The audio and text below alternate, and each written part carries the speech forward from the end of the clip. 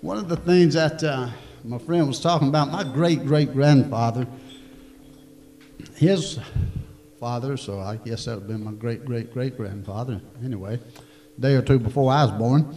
He lived in Scotland, I do know that. And he had a small farm. And he was a tinker, that's what I was told. He traveled around and worked on pots, whatever, and he was a storyteller. Collected a lot of stories. And then Council Harmon, which was my great-great-grandfather, moved to the southern Appalachian Mountains. And he was a storyteller, and is credited with his historians as being the first person to bring the jacktails from here to the Appalachian Mountains. Like, for example, Jack and the Beanstalk, a lot of people, at least in America, aren't aware of it. There's a lot of those tales, and that's the storytelling that's been passed through my family for years. And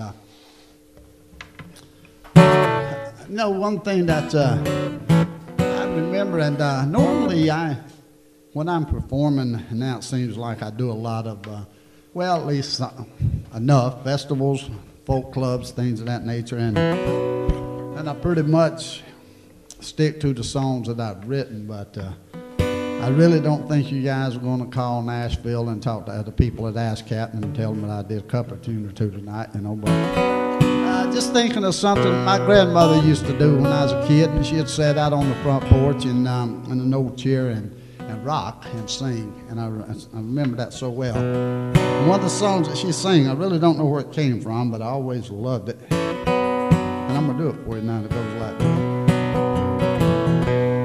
Summertime, living is easy. Fish are jumping, cotton is high. Daddy's rich, and your mammy's good looking. Oh, little baby, don't you cry. One of these mornings you'll wake up singing, spread your wings, take to the sky. Till that morning, ain't no need to worry. Mommy and Daddy by your side.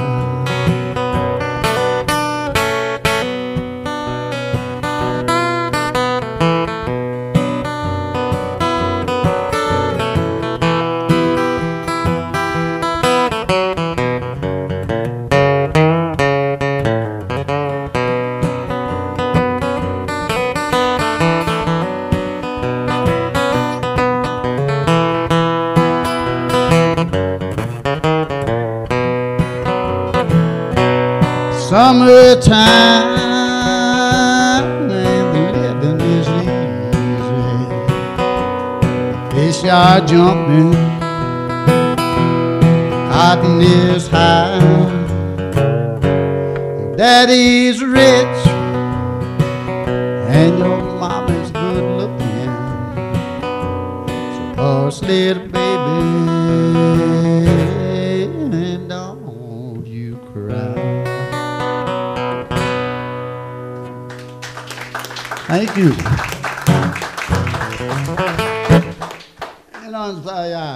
I'm going to do a song for you now that I wrote a few years back. I remember writing this song because it was after I got sober.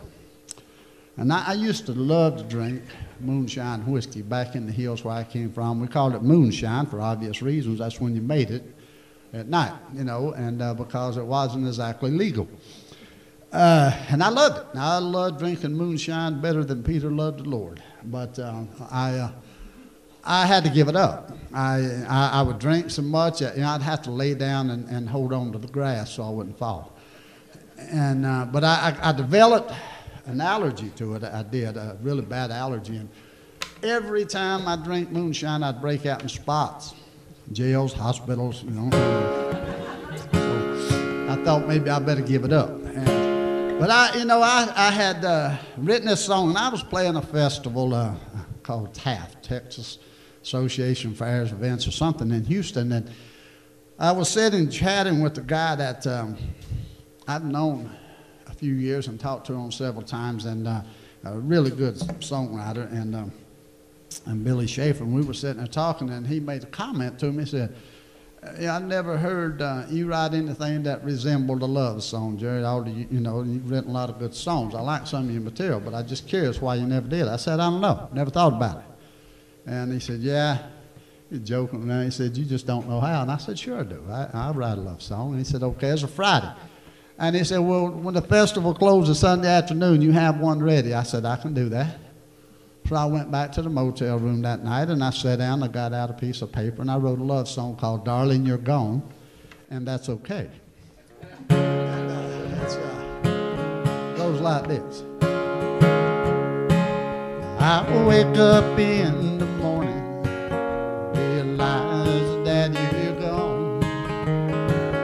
I'm all alone in a king-size bed.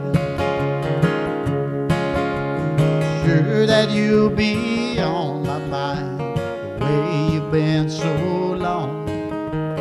I still hear the screaming in my head.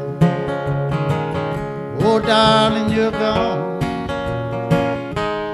That's okay. Come by sometime and see me when it's not out of your way. You know that I'm not busy if the living room light is on. So come on by anytime you want to. Just don't bring your suitcase along.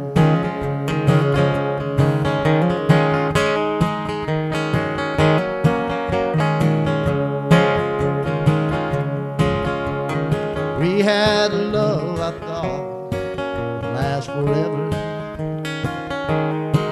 It was the kind of thing that grandmas and grandpas had. Oh, but grandma never came home at daylight, looking as she had been rode hard and put up with. Darling, you're gone. That's okay. Come by sometime and see me when it's not out of your way. You know that I'm not busy if the living room light is on. So come on by anytime you want to. Just don't bring your suitcase along.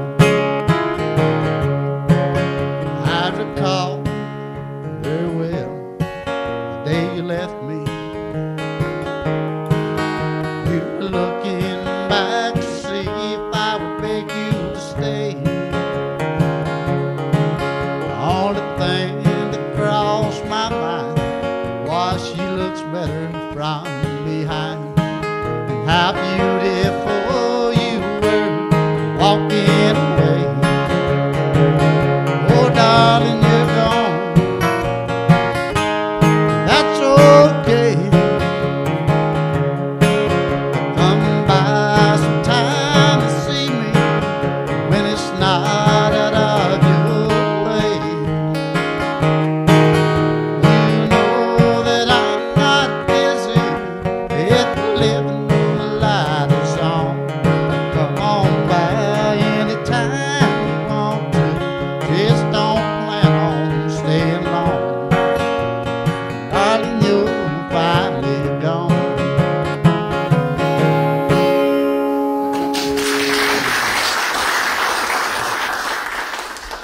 So, never let it be said a hillbilly can't write a love song. I'm going to tell you guys another, this thing happens to me, it's called getting old. Means I have to do things like straighten my back up and all kinds of things I never used to even concern myself. I don't know that I'm getting older. I've noticed some changes, like I dream in black and white now, a few things like that. But Tell you guys another little story about my Uncle Gene. Good night, guys.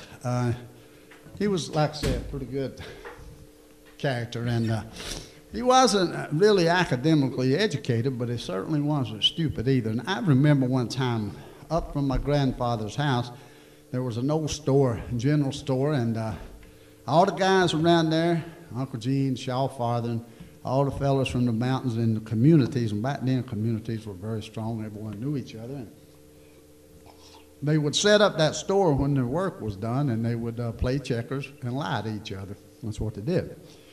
But there was a lot of them sitting out there one day playing some checkers and talking, and a fella pulled up there in a long black limousine.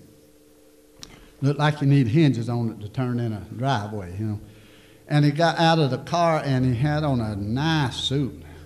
Looked like a Philadelphia lawyer. He was dressed to kill, and he walked up there to where them fellas was sitting around talking, and he said, got him a soda and talking a little bit, and he said, have any of you fellas ever saw a laptop computer? No, they said, didn't reckon they had. Uncle Gene said, it seemed like I hear tell of one, but I don't reckon I ever did see one. He said, I want to show you something. He went back to his car, and he got a laptop out.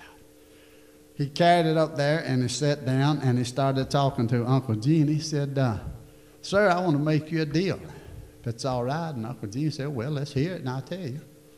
He said, I'll tell you what I want to do. I want to ask you a question. And if you can't answer me, what I ask you have to give me $20. But let me finish. He said, now you can ask me a question. You can ask me a question first. Now, if I can't answer you, I have to give you $50. Uncle Gene said, no, that wouldn't be right. Wouldn't feel good about that at all.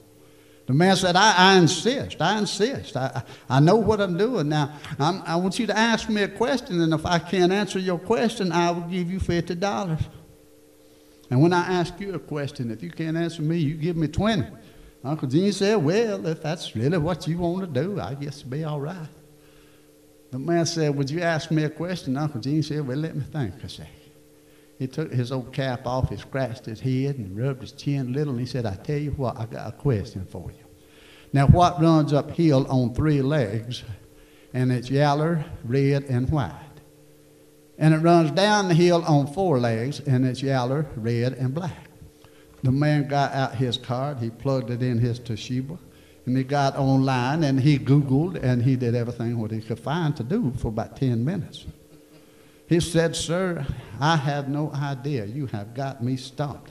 But I'm a man of my word. I'm going to give you your $50. Here you go. He handed it to him, and he said, but I've got to know what in the world runs uphill on 3 legs, and it's yellow, red, and white, and it comes down the hill on 4 legs, and it's yellow, red, and black. And Uncle Gene said, I got no notion, but here's your $20. I like this game. You want to play again?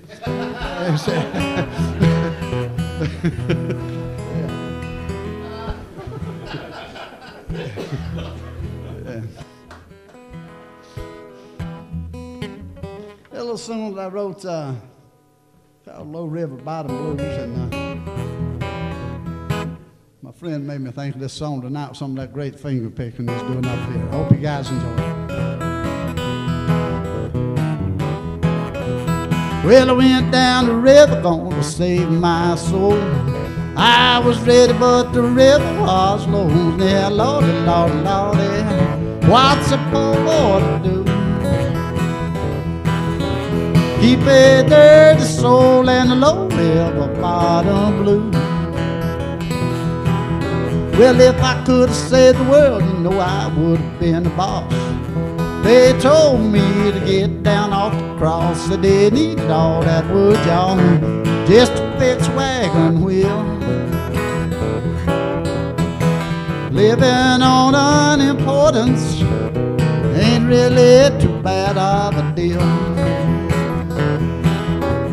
Hey, Lordy, Lordy, Lordy, what's a poor boy to do? Lordy, Lordy, Lordy, now what is a poor boy to do?